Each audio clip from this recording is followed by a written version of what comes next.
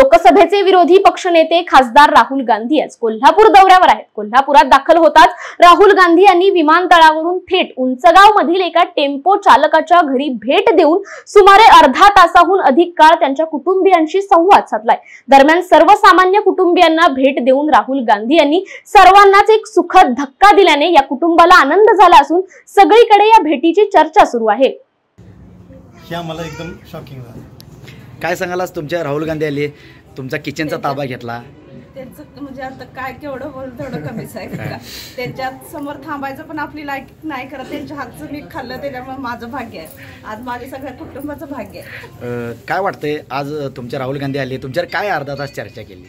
खूप छान म्हटलं, काय नाही साधा आपण घरगुती बोलत असताना म्हणजे जीवनकर सण काय बोलले का, ते कसं काय कामटी काय कसं करायचं ते कसं घालायचं आम्हाला नाही साहेबांनी विचारलं खरं, फक्त त्यांनी घातला त्यांचं त्यांनी घेऊन फक्त आम्हाला दाखवलं, त्यांनी फक्त आम्ही साईडला थांबलो।